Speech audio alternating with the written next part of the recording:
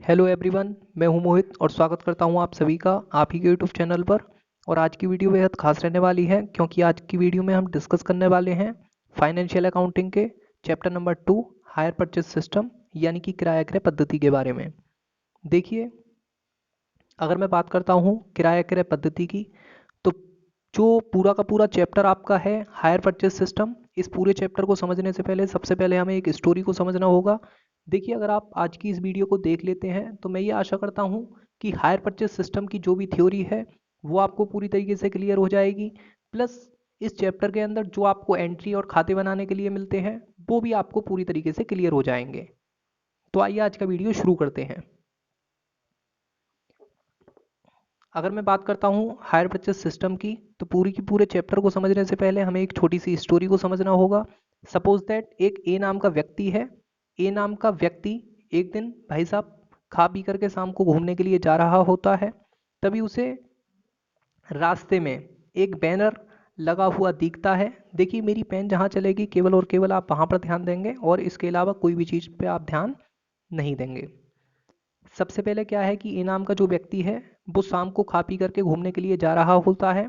तभी वो देखता है कि रोड पर एक साइड एक बैनर लगा हुआ है जिस पर लिखा हुआ है कि 10,000 रुपये लेकर के आइए और एक स्प्लेंडर बाइक लेकर के जाइए। एक स्प्लेंडर बाइक लेकर के जाइए। अब ए नाम का व्यक्ति कहता है कि यार ऐसा है कि मैं काफ़ी दिन से सोच तो रहा था कि भाई मैं बाइक ले लूं, लेकिन उस समय मेरे पास पैसे नहीं थे। अब यार बाइक तो बड़ी सस्ती मिल रही है, मतलब 10,000 रुपये लेकर के आइए और बाइक लेकर के चले जाइए। तो ए नाम का व्यक्ति सोचता है कि क्यों ना यार मैं बाइक खरीद लूं, ये तो बड़ा ही अच्छा मौका है। तो उस कंडीशन में ए क्या करता है, अपने एक मित्र को लेकर के जाता है बी की शोरूम पर। ए नाम का जो व्यक्ति है वो किसके पास जाता है, वी नाम के व्यक्ति के शोरूम पर। वी नाम के व्यक्ति के शोरूम पर जैसे ही वो जाता है तो ए नाम का व्यक्ति वी नाम के व्यक्ति के शोरूम पर जाकर के ये कहता है कि भैया एक काम करिए, आपका हमने बैनर लगा हुआ देखा था कि 10,000 रुपये लेकर के आइए और एक स्प्लेंडर बाइक लेकर के जाइए। तो भैया एक काम करो, आप मेरे को एक बाइक दे दो। तो ए क्या करता है, बी से ये कहता है कि भैया एक काम करो, 10,000 रुपये लो और मेरे को बाइक दे दो। तो बी क्या करता है, बोले ठीक है जी। तो बी क्या करता है भाई साहब, बी जो है वो ए को बाइक दे देता है। क्या दे देता है, ए को बाइक दे देता है। तो ए क्या करता है, ए उसको 10,000 रुपये दे देता है। किसको, बी को, जिसका शोरूम है। तो बी ए से ये कहता है कि भैया एक बात बताओ कि बचे हुए जो 90,000 रुपये हैं वो कहाँ हैं। बचे हुए जो 90,000 रुपये हैं वो कहाँ हैं। तो ए नाम का व्यक्ति वी नाम के व्यक्ति से ये कहता है कि भैया ऐसा है, हमने रोड पर जो आपका बैनर देखा था उस पर तो ये लिखा हुआ था कि 10,000 रुपये लेकर के आइए और बाइक लेकर के चले जाइए। तो बी नाम का व्यक्ति ए नाम के व्यक्ति से ये कहता है, ए बी नाम का जो व्यक्ति है वो ए नाम के व्यक्ति से ये कहता है कि भैया ये जो 10,000 रुपये आपने दिया है ये तो डाउन पेमेंट है, ये तो एडवांस है जो आपको देना ही देना है। एक्चुअल में बाइक की कीमत तो 1,00,000 रुपये है। बाइक की कीमत तो 1,00,000 रुपये है। तो मैंने कहा अच्छा भाई। ए ने कहा अच्छा। तो फिर बी ने ये कहा कि बाबूजी 10,000 रुपये तो आप मेरे को एडवांस दे दो जब आप बाइक लेकर के जा रहे हो, और बचे हुए जो आपके 90,000 रुपये हैं वो आप मुझे 10,000 रुपये की 8 किस्तों में दे देना। कितने रुपए की, 10,000 रुपये की 8 किस्तों में दे देना। तो ए ने ये कहा कि यार ये तो इंस्टॉलमेंट जो है 80,000 रुपये की बैठेंगी और बचा हुआ 10,000 रुपये बाबूजी किस चीज़ का ले रहे हैं आप। ए ने बी से कहा कि बाबूजी जो बचा हुआ 10,000 रुपये है वो किस चीज़ का ले रहे हैं आप। तो बी नाम का व्यक्ति ए नाम के व्यक्ति से ये कहता है कि बाबूजी जो 10,000 रुपये मैं आपसे एक्स्ट्रा ले रहा हूँ ये है इंटरेस्ट का। क्योंकि अगर सपोज दैट आप मेरे से 1,00,000 रुपये एक बार में मुझे देते हैं और 1,00,000 रुपये मेरे को दे करके ये बाइक खरीद करके लेके जाते हैं, हो सकता है मैं इसे शेयर मार्केट में लगा दूं या फिर किसी बैंक में जमा कर दूं, तो उस कंडीशन में मेरे को कुछ ना कुछ तो रिटर्न इस पर मिलेगी। तो इसीलिए भाई मेरे, अगर आप मेरे को एक बार में पेमेंट नहीं कर रहे तो मैं इस पर कुछ ना कुछ इंटरेस्ट लूंगा। समझ में आया पूरा खेल। तो इस कंडीशन में 10,000 रुपये जो ए नाम का बंदा बी नाम के व्यक्ति को बाइक लेते समय देगा वो कहलाएगा डाउन पेमेंट। और जो 80,000 रुपए की 10-10 हजार रुपए की 8 किस्त बंधी हैं ये कहलाएंगी इंस्टॉलमेंट। और जो 10,000 रुपए एक्स्ट्रा लिया जा रहा है बी नाम के व्यक्ति द्वारा ए नाम के व्यक्ति से, ये कहलाएगा इंटरेस्ट। और ये जो टोटल पेमेंट है वो कहलाता है क्या भैया, हमारा हायर परचेज प्राइस, यानी कि किराया क्रय मूल्य। अच्छा, एक चीज और समझें, इस कंडीशन में ये जो व्यक्ति है ए, ये कहलाएगा हायर परचेजर, जिसे हिंदी में कहते हैं किराया क्रेता। और ये जो बी नाम का व्यक्ति है जिसके शोरूम से ए नाम का व्यक्ति बाइक खरीद करके ला रहा है, वो कहलाएगा हायर वेंडर, यानी कि किराया विक्रेता। और इन दोनों के बीच में ये जो एग्रीमेंट हुआ है, इन दोनों के बीच में ये जो पूरा का पूरा एग्रीमेंट हुआ है कि ए नाम का व्यक्ति बी नाम के व्यक्ति को बाइक लेते समय 10,000 रुपये देगा और बाकी का बचा हुआ 10-10 हजार रुपये की 8 इंस्टॉलमेंट और 10,000 रुपये के इंटरेस्ट में पेमेंट करेगा। तो जिस एग्रीमेंट में ये सारी बातें लिखी हुई होंगी वो कहलाएगा HPA, यानी कि हायर परचेज एग्रीमेंट, किराया क्रय समझौता। और ये जो टोटल बाइक का प्राइस है, इंटरेस्ट, एडवांस, इंस्टॉलमेंट, ठीक है जी, सारी चीजें मिला करके वो कहलाएगा HPP, यानी कि हायर परचेज प्राइस, यानी कि किराया क्रय मूल्य। आई होप कि आपको इतना बेसिक कॉन्सेप्ट समझ में आ गए होंगे। अगर आपको अच्छी तरीके से नहीं समझ आया है तो आप इस वीडियो को फिर से रिपीट करके देख सकते हैं। तो चलिए हम आगे बढ़ते हैं और देखते हैं इसका थोड़ा सा और थ्योरेटिकल पोर्शन।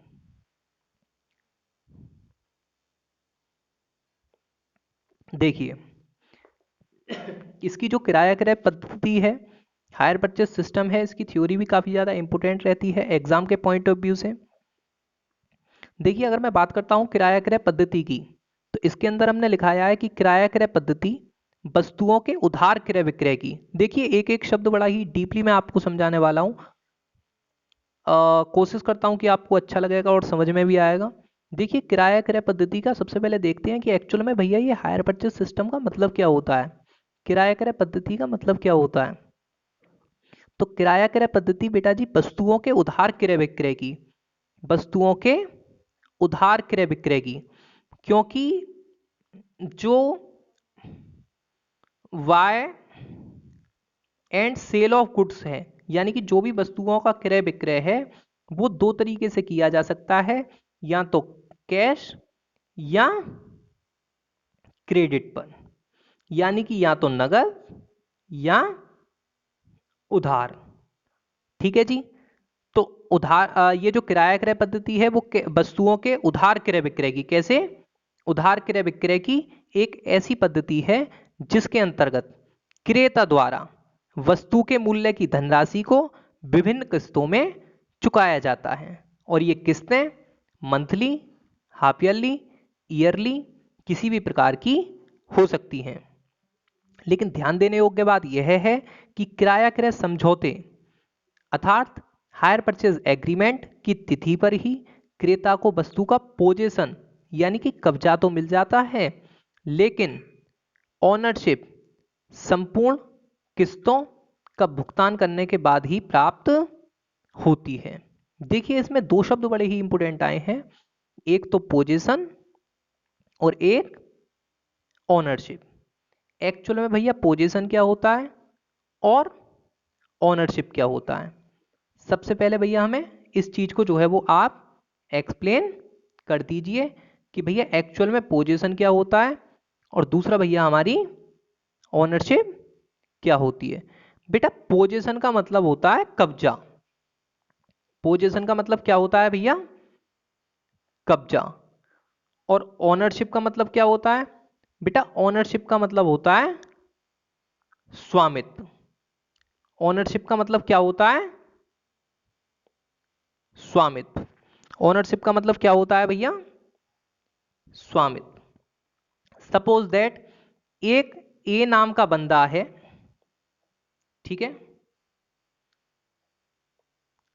उसके पास एक पेन है, एक पेन है जिसे वो खुद से खरीद करके लेकर के आया है, मार्केट में गया, मार्केट में जाकर के एक पेन खरीद करके लेके आया, सपोज दैट 5 रुपए की। तो इसका मतलब ये है कि इस 5 रुपए की पेन का इस समय कब्जा भी ए के पास है। कब्जे का मतलब मोटे तौर पे आप ये समझ लें, पोजीशन का मतलब मोटे तौर पे आप ये समझ लें कि जिसकी लाठी उसकी भैंस, मतलब वस्तु जिस व्यक्ति के पास होगी उस वस्तु पर कब्जा उसी का होगा।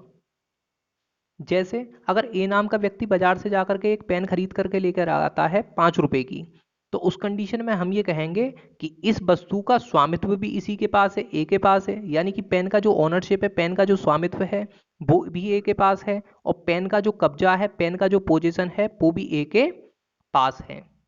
जबकि इसके विपरीत क्या होता है, सपोज दैट मुझे किसी दिन पेन की आवश्यकता होती है, सपोज दैट भाई मैं बैंक गया, बैंक में जिस समय मैं पैसे जमा करने के लिए खड़ा हुआ था तो मेरे को एकदम से ए दिख गया। मैंने ए से ये कहा कि बाबूजी मेरे पास इस समय पेन नहीं है, एक काम करो मेरे को डिपॉजिट फार्म भरना है एक, मेरे को आप अपनी पेन दिखा दो कुछ समय के लिए।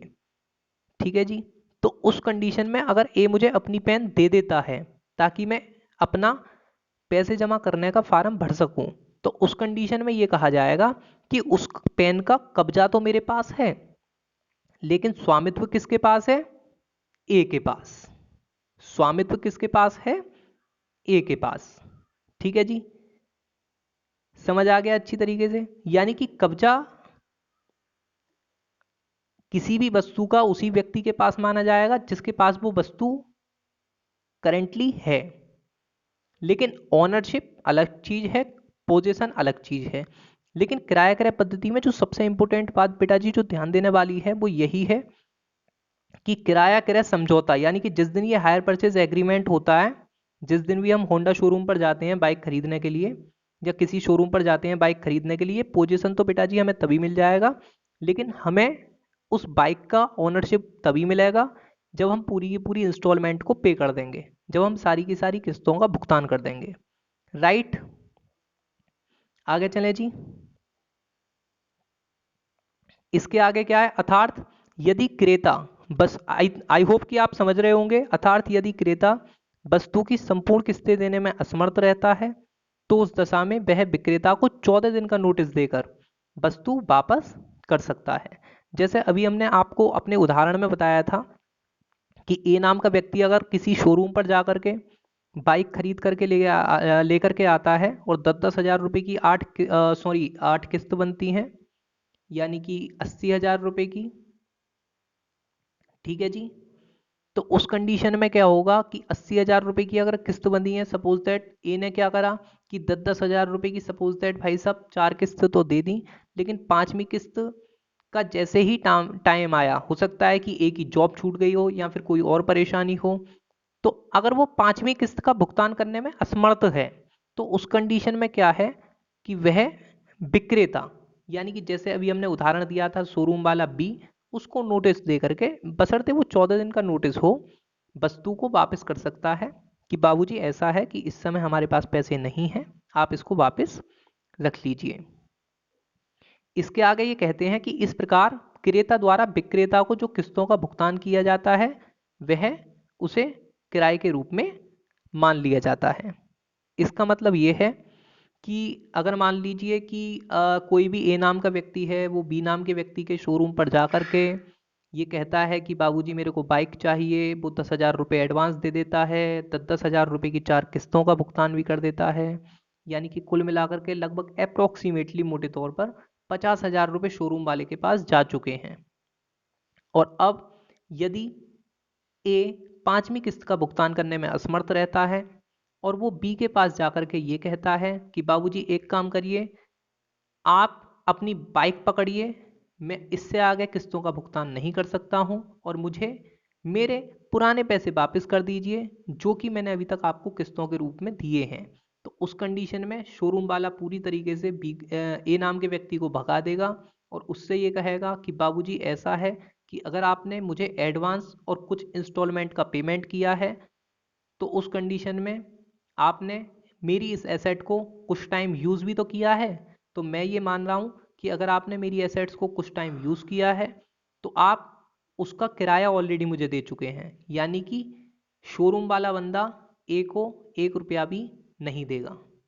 ये हायर परचेज सिस्टम में भाई सबसे बड़ा दिक्कत है। ठीक है भाई। अब इसके आगे चलते हैं। सबसे पहले हमने देखा किराया क्रय पद्धति का अर्थ, कि एक्चुअल में किराया क्रय पद्धति का अर्थ क्या होता है, what is the meaning of the hire purchase system. अब देखते हैं किराया क्रय पद्धति की परिभाषाएं, क्योंकि अक्सर एग्जाम्स में पूछ लिया जाता है। देखिए, विभिन्न विद्वानों द्वारा किराया क्रय पद्धति के संबंध में दी गई प्रमुख परिभाषाएं निम्नलिखित हैं। सबसे पहले हमने लिखवाया है कार्टर के अनुसार। देखिए, किराया क्रय पद्धति एक ऐसी पद्धति है, यानी कि ऐसा था कि जब हम काफ़ी ज़्यादा कंफ्यूज हो रहे थे, जिस समय हम बीकॉम के टाइम में थे, उस समय काफ़ी ज़्यादा कंफ्यूज थे, काफ़ी ज़्यादा सुनने को मिलता था कि हायर परचेज सिस्टम जो है वो काफ़ी ज़्यादा इंपॉर्टेंट टॉपिक है, एग्ज़ाम में काफ़ी आता है, प्रैक्टिकल पॉइंट ऑफ व्यू से भी काफ़ी ज़्यादा इंपॉर्टेंट है। तो हम कहते थे यार ये ऐसा है कि हायर परचेज सिस्टम है क्या। तो हमने कार्टर जी से जाकर के बात की। ठीक है जी। तो हमने कार्टर जी से जाकर के ये पूछा, जो कि काफ़ी विद्वान थे। तो हमने जाकर के ये कहा कि सर एक बात बताइए कि एक्चुअल में ये हायर परचेज सिस्टम है क्या, किराया क्रय पद्धति है क्या। तो उन्होंने हमें बताया कि मोहित देखो सुनो, ऐसा है कि किराया क्रय पद्धति एक ऐसी पद्धति है जिसमें माल जिसमें माल की कीमत सामयिक किस्तों द्वारा माल को क्रय करने के उद्देश्य से भुगतान की जाती है। अंतिम किस्त का भुगतान के समय तक प्रत्येक भुगतान को किराया माना जाता है। जैसे अभी हमने बताया था कि अगर मान लो आप पूरी की पूरी इंस्टॉलमेंट का पेमेंट नहीं करते हैं हायर परचेज सिस्टम के अंतर्गत किसी भी वस्तु को खरीद करके, तो सामने वाला व्यक्ति ये मानेगा कि आपने उसे केवल और केवल किराया दिया है। यानी कि उस वस्तु का ओनरशिप आपको केवल और केवल तभी मिलेगा जब आप पूरी की पूरी इंस्टॉलमेंट्स का पेमेंट कर देंगे। ठीक है जी। और माल का स्वामित्व क्रेता को तभी मिलता है जबकि उसके द्वारा सभी किस्तों का भुगतान कर दिया जाता है।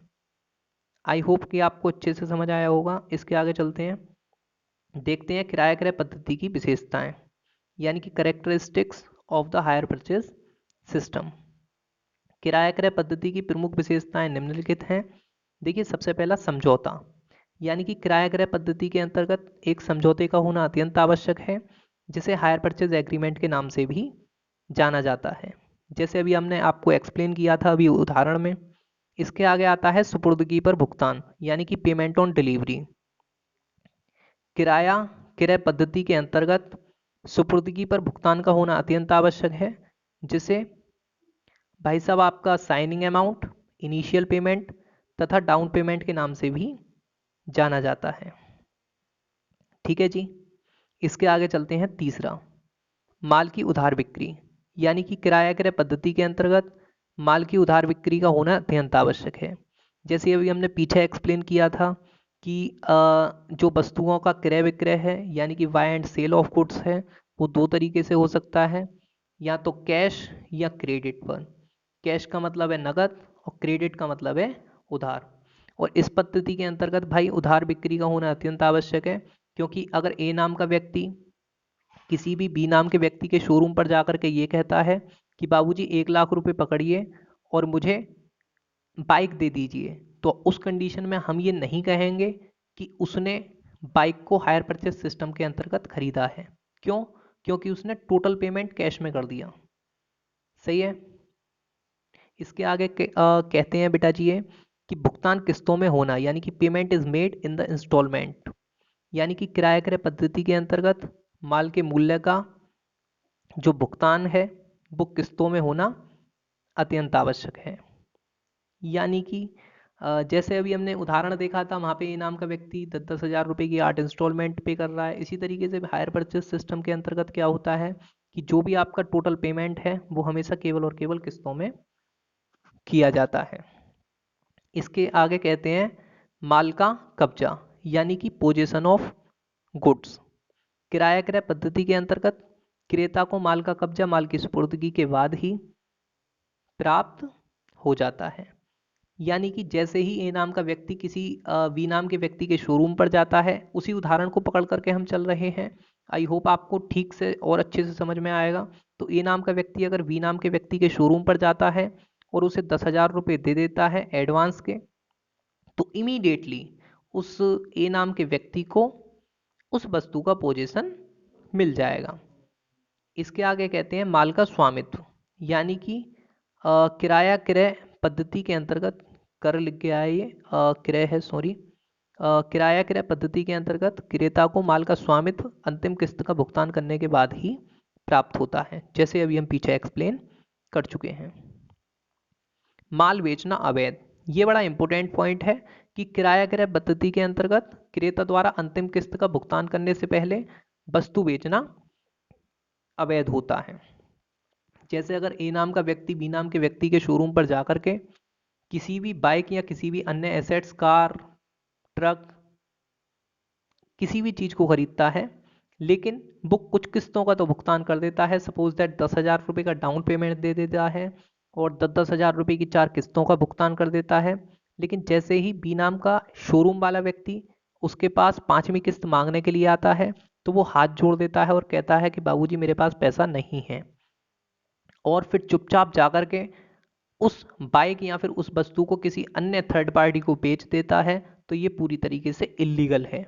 यानी कि अगर आप हायर परचेस सिस्टम के अंतर्गत किसी भी वस्तु को खरीदते हैं, तो जब तक उसका पूरा पेमेंट नहीं कर दिया जाता और उसकी ओनरशिप नहीं ले ली जाती, तब तक आप उस वस्तु को नहीं बेच सकते हैं। This is rule. इसके आगे कहते हैं माल वापस लेने का अधिकार, यानी कि right to take back the goods. यानी कि किराया क्रय पद्धति के अंतर्गत यदि क्रेता संपूर्ण किस्तों का भुगतान करने में असमर्थ रहता है, तो उस दशा में अंतिम किस्त का भुगतान प्राप्त होने से पहले विक्रेता को माल वापस लेने का अधिकार होता है। ठीक है जी।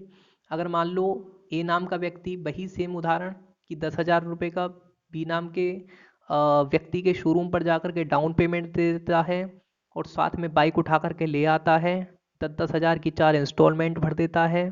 5वीं इंस्टॉलमेंट जैसे ही बी नाम का शोरूम वाला व्यक्ति ए से मांगता है, तो उस कंडीशन में ए कह देता है कि भैया मेरे पास इस समय पैसा नहीं है। तो बी क्या कर सकता है कि बी ए से उस बाइक को या उस संपत्ति को वापस मंगा सकता है। ठीक है जी। ये राइट होता है हायर वेंडर का, जो कि इस कंडीशन में बी है। आगे चलें क्या? तो अभी तक हम डिस्कस कर चुके हैं किराया क्रय पद्धति का अर्थ, उसकी परिभाषा और उसकी विशेषताएं। राइट, आगे चलते हैं। बेटा जी, ये तो हमने डिस्कस करी किराया क्रय पद्धति यानी कि हायर परचेस सिस्टम की थ्योरी। आई होप कि आपको अच्छी तरीके से हायर परचेस सिस्टम की जो पूरी की पूरी थ्योरी है बड़ी ही अच्छे से समझ में आई होगी। तो अगली वीडियो लेक्चर में हम डिस्कस करेंगे हायर परचेस सिस्टम के जो न्यूमेरिकल हैं उसके बारे में। या फिर आप एक काम कर सकते हैं, हम जो पूरी की पूरी वीडियो जो है वो एक बार में शूट कर रहे हैं, इसमें क्या कर सकते हैं आप कि एक बार अच्छी तरीके से 1 घंटे का समय निकाल करके इस वीडियो को पूरा देख सकते हैं। तो आपका हायर परचेस सिस्टम का थ्योरी प्लस न्यूमेरिकल दोनों चीज़ें बहुत ही अच्छे से कवर हो जाएंगी, जो उसके बेसिक्स हैं। ठीक है जी। एडवांस लेवल के लिए आपको थोड़ा सा प्रैक्टिस सेल्फ से करना पड़ेगा, या फिर आप कमेंट बॉक्स में लिख सकते हैं। जितना हो सकेगा हम भी इधर से प्रयास करेंगे कि आगे और भी वीडियोस न्यूमेरिकल से रिलेटेड बना दी जाएं। देखिए, अगर मैं बात करता हूँ हायर परचेस सिस्टम यानी कि किराया क्रय पद्धति की और इसके न्यूमेरिकल की, अभी तक हमने डिस्कस किया है थ्योरी पार्ट। ठीक है जी। अगर मैं बात करता हूँ इसके न्यूमेरिकल की, तो बेटा जी पूरे के पूरे हायर परचेस सिस्टम यानी कि किराया क्रय पद्धति के अंतर्गत 3 चीज़ें हम बनाएंगे। एक तो आपको ज़्यादा से ज़्यादा अगर हायर परचेस सिस्टम का बीकॉम के मामले में प्रश्न आता है, तो वो ज़्यादा से ज़्यादा आपसे कैलकुलेशन टेबल बनवा सकता है, जनरल एंट्रीज बनवा सकता है और अकाउंट बनवा सकता है, यानी कि खाते बनवा सकता है। इसके अलावा चौथी चीज़ आपको बनाने के लिए इस चैप्टर के अंतर्गत नहीं आएगी। सबसे पहले अगर मैं बात करता हूँ कैलकुलेशन टेबल की, तो कैलकुलेशन टेबल के अंतर्गत तो बेटा जी काफ़ी सारे केसेस हैं, तो इससे कैलकुलेशन टेबल को तो अभी नहीं डिस्कस किया जा सकता। लेकिन अगर मैं बात करता हूँ जनरल एंट्रीज की, जो कि हम हायर परचेस सिस्टम के अंतर्गत बनाना सीखेंगे, क्योंकि अक्सर एग्जाम्स में ऐसा प्रश्न पूछ लिया जाता है कि किराया क्रेता और किराया विक्रेता की पुस्तकों में होने वाली आवश्यक जनरल प्रविष्टियों को बताइए। तो उस कंडीशन में आपको पता होना चाहिए कि in the books of hire purchaser और in the books of hire vendor entries किस तरीके से होती हैं। यानी कि अगर ए नाम का व्यक्ति बी नाम के व्यक्ति के शोरूम पर जा करके किसी बाइक को खरीद करके लेकर के आता है, देखिए एक बाइक को अगर वो खरीद करके लेकर के आ रहा है, तो शायद उसे अकाउंटिंग इतनी ज़्यादा करने के लिए आवश्यकता ना पड़े, या फिर हो सकता है कि वो 2-4 एसेट्स खरीद करके लेके आ रहा है, या फिर अगर वो एक एसेट्स भी खरीद करके लेकर के आ रहा है और वो चाहता है कि मैं इसकी अकाउंटिंग करूं, तो वो अकाउंटिंग किस तरीके से करेगा वो हम यहाँ सीखेंगे। और इसके अलावा अगर मान लीजिए कोई बी नाम का व्यक्ति है जो कि हायर परचेज सिस्टम के अंतर्गत वस्तु को बेचने का कार्य करता है, तो उसकी पुस्तकों में लेखा हम किस प्रकार से करेंगे वो भी हम इस चैप्टर के अंतर्गत सीखने वाले हैं। यानी कि ये चैप्टर हमें ये सिखा देगा कि in the books of hire purchaser और in the books of hire vendor entry किस तरीके से करनी है यदि हायर परचेज सिस्टम के अंतर्गत किसी भी वस्तु को खरीदा या फिर बेचा जाता है। चलते हैं आगे। तो बेटा जी इसके अंदर सबसे पहले कैलकुलेशन टेबल, जिसको अभी हम डिस्कस नहीं कर रहे हैं, इसको बिल्कुल साइडलाइन कर दिया है हमने। इसके बाद हम डिस्कस करेंगे जनरल एंट्रीज। देखिए काफ़ी सारे बच्चे हायर परचेज सिस्टम की जो जनरल एंट्रीज हैं उन्हें बनाने में कंफ्यूज हो जाते हैं। तो अगर आप इस चार्ट को समझ लेते हैं तो जनरल एंट्रीज में आप कहीं पे भी कंफ्यूज नहीं होंगे। क्यों? क्योंकि कभी भी अगर प्रश्न में, कभी भी एग्जाम्स में आपके पास प्रश्न आएगा और उसमें जनरल प्रविष्टियां बनवाता है, ठीक है जी, तो या तो वो in the books of hire purchaser journal entries बनवाएगा या फिर in the books of hire vendor journal entries बनवाएगा। शायद इसमें राइटिंग आपको अच्छे से नहीं दिखाई दे रही होगी, लेकिन आप कोशिश करें समझने की। In the books of hire purchaser journal entries बनवाएगा या फिर in the books of hire vendor वो आपसे जनरल एंट्रीज बनवा सकता है। In the books of hire purchaser का मतलब है या तो वो आपसे किराया क्रेता की पुस्तकों में जनरल एंट्रीज बनवाएगा या फिर वो आपसे किराया विक्रेता की पुस्तकों में जनरल एंट्रीज बनवाएगा। राइट। अगर मान लीजिए वो in the books of hire purchaser यानी कि किराया क्रेता की पुस्तकों में एंट्री करवाता है, तो या तो वो एसेट एक्रूड मेथड से एंट्रीज बनवा सकता है या फिर क्रेडिट परचेज मेथड से एंट्रीज बनवा सकता है। एसेट्स एक्रूड मेथड का मतलब है संपत्ति अर्जित विधि या संपत्ति उपार्जन विधि, जबकि क्रेडिट परचेज मेथड का मतलब है उधार क्रय विधि यानी कि क्रेडिट परचेज मेथड। अब भैया एक बात बताइए कि एसेट एक्रूड से भी बनवा सकता है, क्रेडिट परचेज से भी बनवा सकता है, लेकिन भैया कुछ प्रश्न ऐसे आते हैं कि जहाँ पे प्रश्न में ये दिया होता है कि किराया क्रेता की पुस्तकों में आवश्यक जनरल प्रविष्टियां कीजिए, तो भैया उस कंडीशन में हम क्या करेंगे? तो बेटा जी स्पष्ट सूचना के अभाव में हम उधार क्रय विधि का प्रयोग करेंगे, यानी कि इस वाली का, इसका प्रयोग नहीं करेंगे। इस पद्धति का प्रयोग केवल और केवल उसी दशा में किया जाएगा जब आपसे स्पष्ट रूप से कहा जाता है कि किराया क्रेता की पुस्तकों में संपत्ति अर्जित विधि या संपत्ति उपार्जन विधि से जनरल प्रविष्टियां कीजिए। ठीक है जी। अगर मैं बात करता हूं इन the books of hire vendor यानी कि किराया विक्रेता की पुस्तकों में, तो वहां पे भी आपके सामने दो विधि आ सकती हैं, एक तो एसेट्स एक्रूड मेथड और एक credit purchase method. Asset accrued method को वही संपत्ति अर्जित विधि या संपत्ति उपार्जन विधि कह सकते हैं और क्रेडिट परचेज मेथड को उधार क्रय विधि कह सकते हैं। लेकिन हमेशा ध्यान रखना कि बेटा कभी भी जनरल एंट्रीज बनाने के लिए आएंगी इन the books of hire vendor तो एसेट्स एक्रूड मेथड से कभी भी नहीं आती हैं, ये हमेशा केवल और केवल जनरल एंट्रीज जो बनाने के लिए इन the books of hire vendor आएंगी वो क्रेडिट परचेज मेथड से ही आएंगी। यानी कि पूरी की पूरी बुक में कहीं पे भी in the books of hire vendor assets accrued method से एंट्रीज दी हुई नहीं है।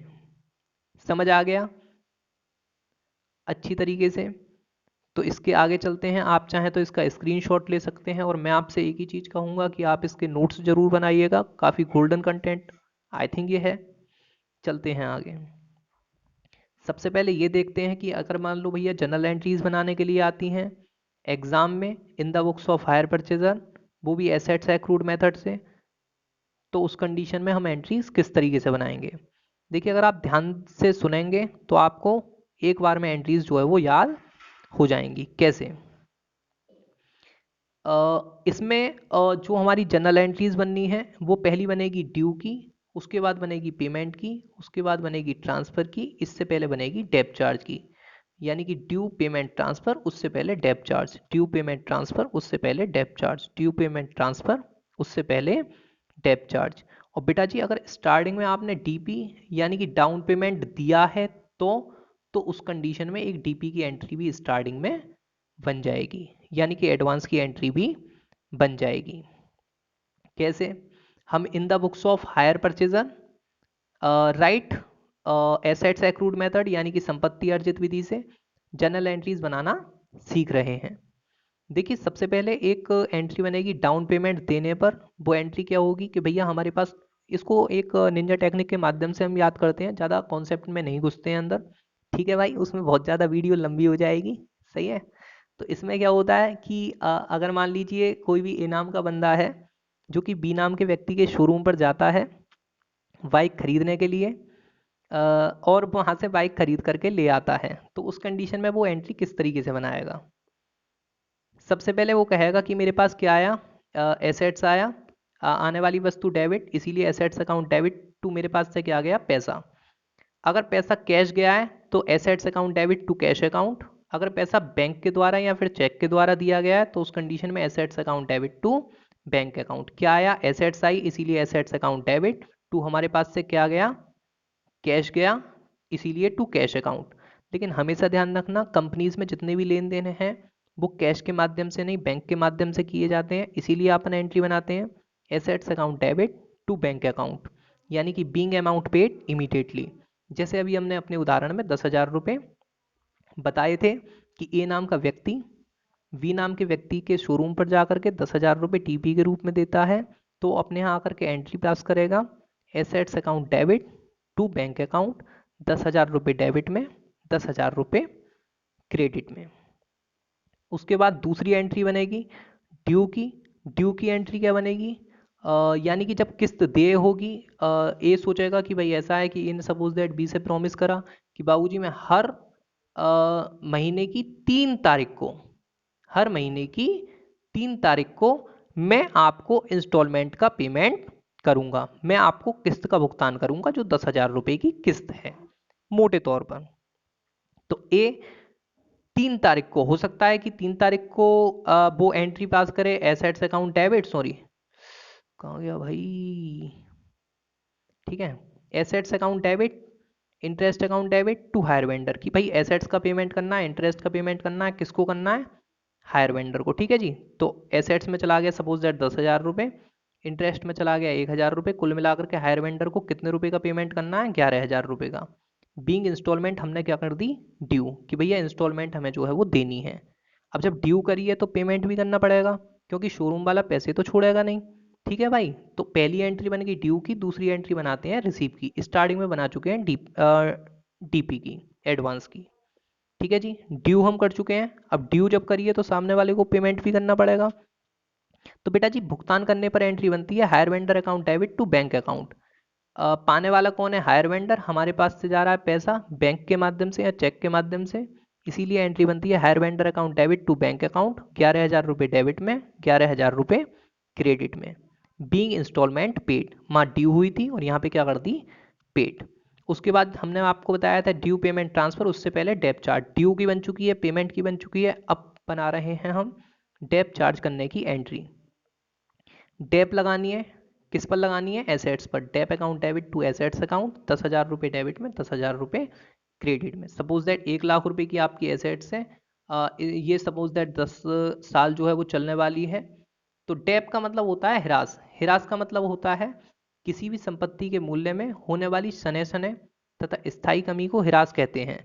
सपोज दैट आप 10,000 रुपये का मोबाइल खरीद करके आज लेकर के आते हैं और आज से 2 महीने पश्चात उस मोबाइल को मार्केट में जाकर के बेचते हैं, तो आप खुद भी जानते हैं कि वो मोबाइल 10,000 रुपये का नहीं बिचेगा, वो या तो 7,000 रुपये या 8,000 रुपये का ही मार्केट में किसी अन्य व्यक्ति के द्वारा खरीदा जाएगा।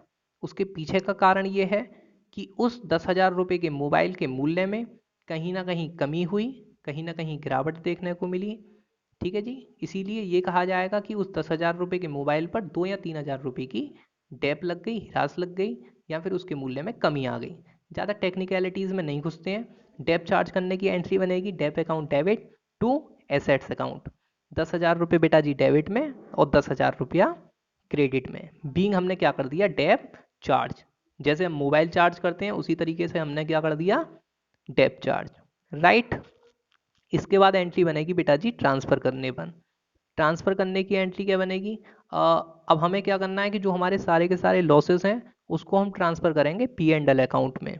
पी एंड एल अकाउंट का मतलब है प्रॉफिट एंड लॉस अकाउंट, जो कि हमने क्लास 11th-12th में भी बनाना सीखा है, जहाँ पे हमने trading account, P and L account और बैलेंस शीट बनाया था।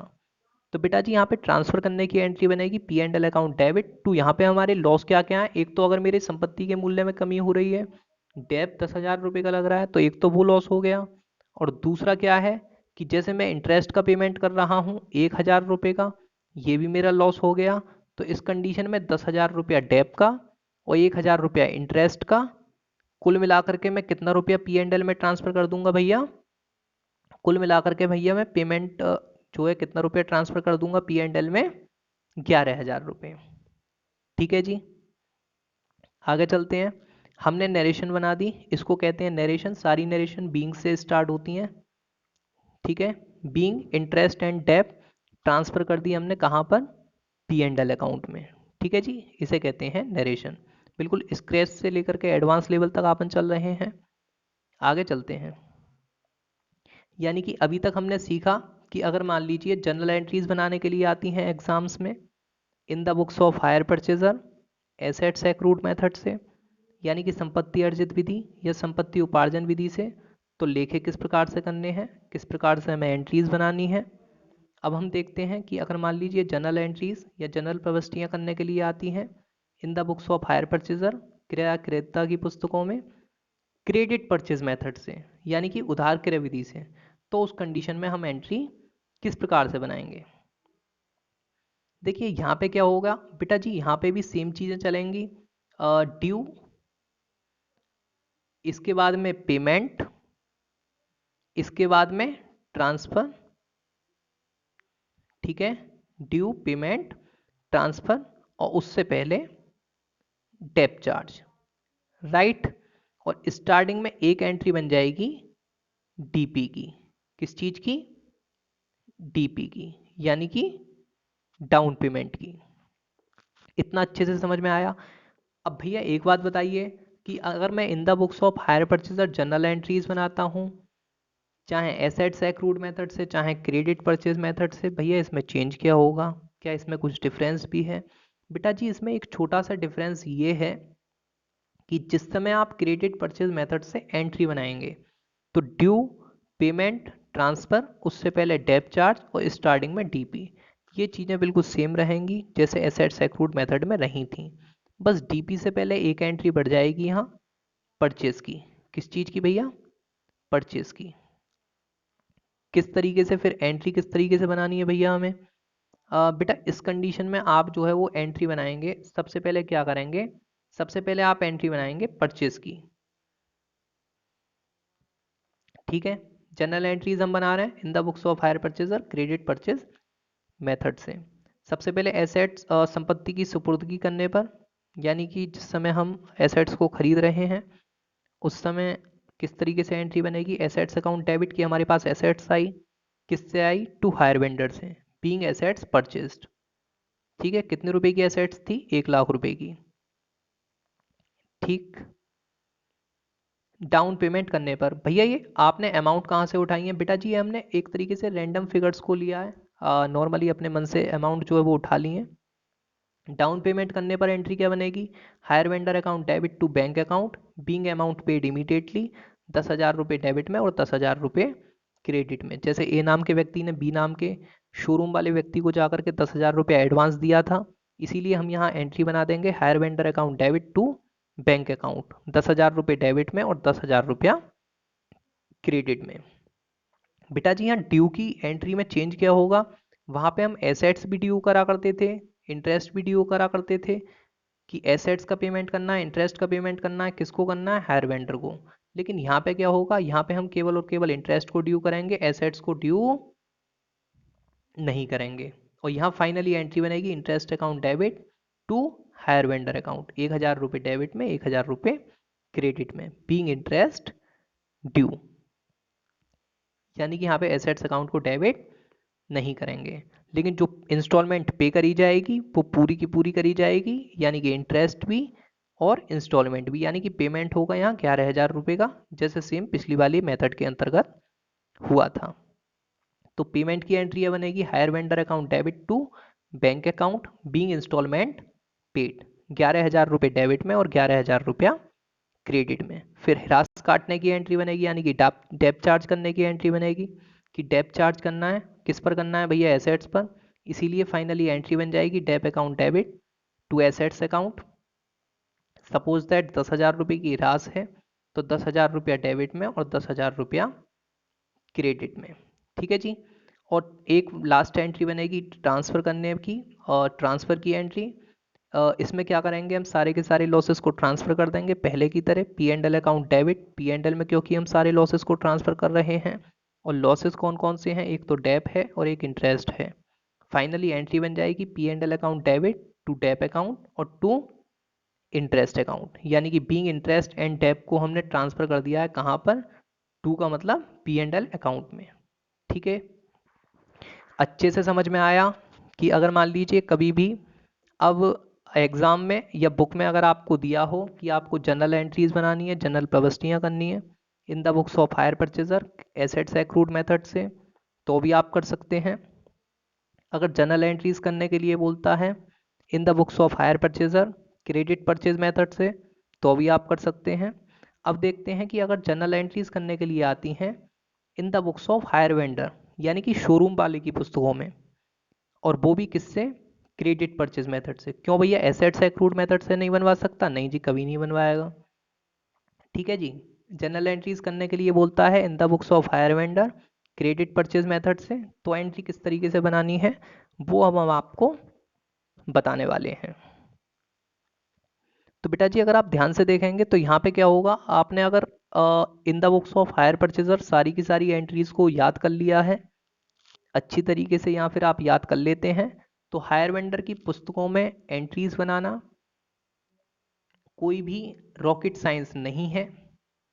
इसके अंतर्गत क्या होगा, केवल और केवल आपको दो चेंजेस करने होंगे। सबसे पहले आपको ये करना होगा बेटा जी, एसेट्स का जो नाम है, जहां पर सारी की सारी एंट्रीज में कहीं पर भी एसेट्स जो है वो आ रहा है, उस कंडीशन में आपको उसका नाम चेंज करके करना होगा बेटा जी हायर सेल्स। क्या करना होगा भैया, हायर सेल्स। क्या करना होगा, हायर सेल्स। और हायर वेंडर का नाम चेंज करके करना होगा बेटा जी आपको, यहाँ पे यार हायर की स्पेलिंग भी गलत लिखी हुई है, सॉरी क्षमा चाहूँगा। हायर की स्पेलिंग बेटा जी HIR होती है, जबकि इन्होंने HIGHER लिखा हुआ है, तो क्षमा चाहूँगा मैं। हायर की स्पेलिंग होती है HIRE, तो हर जगह आप हायर की स्पेलिंग रिप्लेस करके यही कर दें, यही करेक्ट स्पेलिंग है। यानी कि हायर वेंडर का नाम चेंज करके आप कर देंगे हायर परचेजर। क्या कर देंगे भैया, हायर परचेजर। और जो डेबिट है वो क्रेडिट, और जो क्रेडिट है वो डेबिट, और बाकी सारी चीज़ें सेम रहेंगी, इसमें किसी प्रकार का कोई परिवर्तन नहीं होगा। अब भैया एंट्रीज जो है वो किस तरीके से हमें बनानी है, तो आइए देखते हैं। इसमें क्या होगा, जैसे हायर वेंडर हमारा क्रेडिट है, तो वहां पर जाकर के क्या हो, हायर वेंडर का क्या हो जाएगा, हायर परचेजर हो जाएगा भैया। ठीक है, और एसेट्स का क्या हो जाएगा, हायर सेल्स। एसेट्स का क्या हो जाएगा भैया, हायर सेल्स। और हायर वेंडर का क्या हो जाएगा, हायर परचेजर। तो फाइनली बेटा जी वहां पे एंट्री बन जाएगी hire purchaser account debit to hire sales account. देखिए सेम एंट्री वहां पे बनी हुई है, hire purchaser account debit to hire sales account. वहां पे बीइंग एसेट्स परचेज, और यहाँ पे क्या हो गया, सोल्ड। 1,00,000 रुपया डेबिट में, 1,00,000 रुपया क्रेडिट में, राइट। इसके बाद बेटा जी यहाँ पे क्या है, hire vendor to bank entry बनी है, बैंक का बैंक रहेगा। हमने आपको बताया था केवल दो ही चीज़ों में चेंज होगा, एक तो एसेट्स चेंज होकर के हायर सेल्स हो जाएगा, एक हायर वेंडर चेंज होकर के हायर परचेजर हो जाएगा। बाकी सारी चीज़ें सेम रहेंगी, जैसे यहाँ बैंक है तो बैंक का बैंक रहेगा, लेकिन बैंक क्रेडिट है तो हम डेबिट कर देंगे। हायर वेंडर का नाम चेंज होकर के हायर परचेजर हो जाएगा। फाइनली एंट्री बन जाएगी bank account debit to hire purchaser account. देखिए दूसरी एंट्री सेम बनी है, bank account debit to hire purchaser account being amount received, 10,000 रुपये डेबिट में और 10,000 रुपया क्रेडिट में। ठीक है जी। तीसरी एंट्री हम देखते हैं। तीसरी वाली एंट्री में क्या है बेटा जी, यहाँ पे जैसे आपको इंटरेस्ट दिया हुआ है, इंटरेस्ट टू हायर वेंडर, कि इंटरेस्ट देनी है किसको, देनी है हायर वेंडर को। तो हायर वेंडर का नाम चेंज होकर के हायर परचेजर हो जाएगा और इंटरेस्ट का नाम इंटरेस्ट रहेगा। तो वहाँ पे एंट्री बन जाएगी hire purchaser account debit to interest account. देखिए hire purchaser account debit to interest account, amount same आएगी, 1,000 रुपये डेबिट में और 1,000 रुपया क्रेडिट में, यानी कि बीइंग इंटरेस्ट रिसीवेबल, कि हायर परचेजर से मिलनी है, क्या मिलनी है, इंटरेस्ट, इसीलिए बीइंग इंटरेस्ट रिसीवेबल। नेक्स्ट, उसके बाद में क्या होगा बेटा जी, जैसे यहाँ पे आप अगर ध्यान से देखेंगे तो आपको इस में दिया हुआ है, जब वो पेमेंट की एंट्री बनाया करता था तो एंट्री बनाया करता था hire vendor account debit to bank account, की हायर वेंडर को पेमेंट दिया, मतलब हायर वेंडर पाने वाला है, हमारे पास से पेमेंट जा रहा है, तो हायर वेंडर टू बैंक। जबकि वो व्यक्ति अपनी पुस्तकों में क्या एंट्री बनाएगा, बैंक अकाउंट क्रेडिट है वहाँ जा करके डेबिट हो जाएगा, हायर वेंडर यहाँ डेबिट है वहाँ जा करके क्रेडिट हो जाएगा। तो फाइनली एंट्री बन जाएगी bank account debit to hire purchaser account. देखिए सेम एंट्री यहाँ बनी है, bank account debit to hire purchaser account, amount same रहेगी, 11,000 रुपये डेबिट में, 11,000 रुपया क्रेडिट में, यानी कि बीइंग अमाउंट रिसीव्ड। पहले रिसीवेबल कि भाई रिसीव होना है, इसके बाद में क्या एंट्री बन गई, रिसीव की। अब वो ट्रांसफ़र की भी एंट्री बनाएगा, भैया हमें एंट्री तो खुद याद नहीं है, भैया हमें भी याद नहीं है, ठीक है। तो बेटा इसमें क्या होगा, जो in the books of hire vendor है, in the books of hire vendor आप कभी भी क्रेडिट परचेज मेथड से एंट्री बनाएंगे तो उस कंडीशन में आपको डेप चार्ज करने की एंट्री नहीं बनानी है, सीधी सीधी ट्रांसफ़र करने की एंट्री बन जाएगी। जब आप डेप चार्ज नहीं करेंगे तो डेप ट्रांसफ़र भी करने की आवश्यकता नहीं है। तो इंटरेस्ट डेबिट है वहाँ, सॉरी क्रेडिट है वहाँ डेबिट हो जाएगा, पी एंड एल डेबिट है वहाँ जा करके क्रेडिट हो जाएगा। फाइनली एंट्री बन जाएगी interest account debit to P and L account. देखिए इसमें इसी तरीके से एंट्री बनाई है, interest account debit to P and L account, जितने रुपए इंटरेस्ट का है उतना ही रुपया डेबिट में और उतना ही रुपया क्रेडिट में लिख देंगे, यानी कि being interest transfer to P and L account. ठीक है जी, ये इस तरीके से हमारी ट्रांसफ़र करने की एंट्री बन चुकी है। उसके बाद क्या होगा, एक ट्रांसफ़र करने की एक और इसमें एक्स्ट्रा एंट्री बन जाएगी, जो कि हमारी in the books of hire purchaser नहीं बनी थी। वो एंट्री क्या होगी, कि भैया hire sales account debit to trading account. ठीक है, जितना भी रुपया स्टार्टिंग में हमने hire purchaser to hire sales के नाम से यहाँ पर लिखा था 1,00,000 रुपया, वही हम लास्ट एंट्री में यहाँ पे क्या लिख देंगे, hire sales account debit to trading account, 1,00,000 रुपया डेबिट में और 1,00,000 रुपया क्रेडिट में।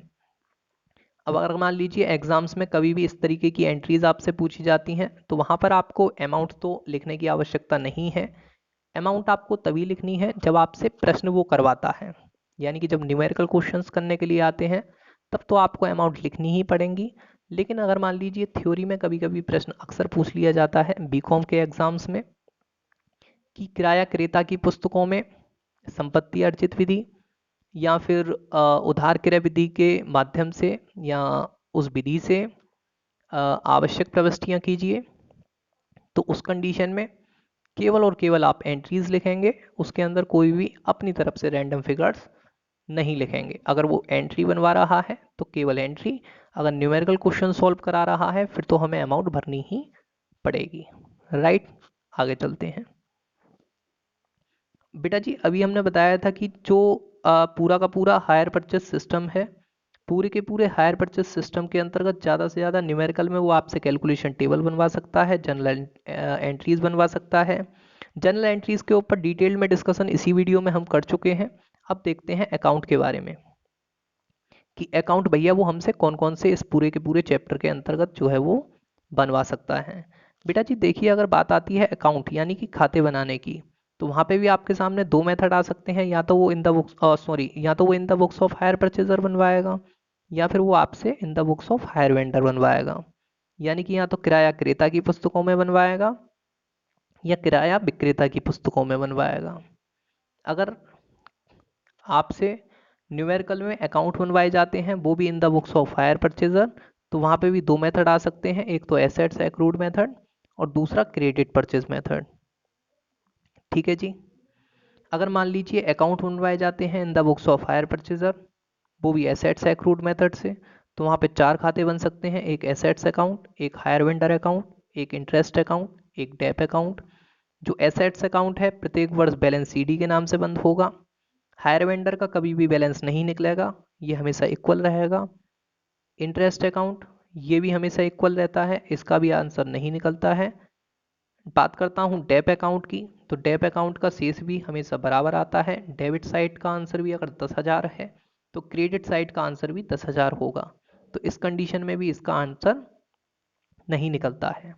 लेकिन अगर अकाउंट बनवाए जाते हैं in the books of hire purchaser credit purchase method से, तो बेटा जी अकाउंट आपके बिल्कुल सेम बनेंगे। Assets account, hire vendor account, interest account, dep account. Assets account balance CD से बंद होगा, hire vendor account balance CD से बंद होगा, इंटरेस्ट अकाउंट का शेष हमेशा बराबर होगा, जितना रुपया डेबिट का शेष आएगा उतना ही रुपया क्रेडिट का शेष आएगा। इसी तरीके से डेप अकाउंट का शेष भी हमेशा बराबर होगा, जितना रुपया डेबिट में लिखा होगा उतना ही रुपया क्रेडिट में लिखा होगा। आई होप कि आपको इतनी चीज़ें समझ में आई होंगी। अगर अकाउंट आप से बनवाए जाते हैं in the books of hire vendor यानी कि किराया विक्रेता की पुस्तकों में, तो वहाँ पे भी दो विधि आ सकती हैं, एक एसेट्स एक्रूड मेथड या क्रेडिट परचेज मेथड। क्या भैया वो दोनों ही मेथड से in the books of hire vendor खाते बनवा सकता है? नहीं जी, आपसे कभी भी account in the books of hire purchaser assets accrued method से नहीं बनवाएगा, केवल और केवल क्रेडिट परचेज मेथड से बनवाएगा। वहाँ पे भी आपको 4 खाते जैसे कौन कौन से बनाने हैं। एक तो एसेट्स का नाम चेंज करके करना है hire sales account, hire vendor का नाम चेंज करके करना है हायर परचेजर अकाउंट, इंटरेस्ट का इंटरेस्ट रहेगा, डेप का डेप रहेगा। लेकिन कभी भी डेप अकाउंट नहीं बनाना होता है जब डेप चार्ज नहीं करते हैं इसकी एंट्रीज में, तो हमें खाता बनाने की भी कोई आवश्यकता नहीं है। अगर मैं बात करता हूँ हायर सेल्स अकाउंट की, तो इसका शेष हमेशा बराबर आता है, जितना रुपया डेबिट में लिखा होगा उतना ही रुपया क्रेडिट में लिखा होगा। अगर मैं बात करता हूँ हायर परचेजर अकाउंट की, तो इसका जो शेष है वो हमेशा हम बैलेंस सीडी के नाम से निकालेंगे, ठीक है जी। और इंटरेस्ट का शेष भी हमेशा बराबर आता है। तो आई होप कि आज की ये वीडियो है इसमें आपको बहुत कुछ सीखने के लिए और बहुत कुछ जानने के लिए मिला होगा। लेकिन आपसे एक ही रिक्वेस्ट है, अगर आपने इस वीडियो को अभी तक आप देख रहे हैं तो इसका मतलब आप ये है कि पढ़ाई को लेकर के आई थिंक थोड़ा सा सीरियस है। तो मैं आपसे एक ही निवेदन करना चाहूँगा कि ये जो पूरी की पूरी वीडियो है, जितना भी कंटेंट इसमें दिया हुआ है, आप इसके प्रॉपरली नोट्स तैयार करें और फिर उन नोट्स के माध्यम से आप अपनी एग्ज़ाम्स में प्रिपरेशन करें। मुझे आशा ही नहीं अभी तो पूर्ण विश्वास है कि जिस समय आप इन नोट्स के माध्यम से एग्ज़ाम टाइम पर प्रिपरेशन कर रहे होंगे तो आपको खुद फील होगा कि हाँ, मैंने ये जो नोट्स तैयार करे हैं अपनी ही लैंग्वेज में करे हैं और याद करने में काफ़ी ज़्यादा सहूलियत रहेगी। तो मिलते हैं आपसे अगली वीडियो में। अगर आपको इस वीडियो में कुछ भी नया सीखने को मिला है तो वीडियो को लाइक ज़रूर करिएगा और कमेंट करके बताइए कि क्या नया जानने के लिए मिला। मिलते हैं आपसे अगली वीडियो में, तब तक के लिए बाय बाय।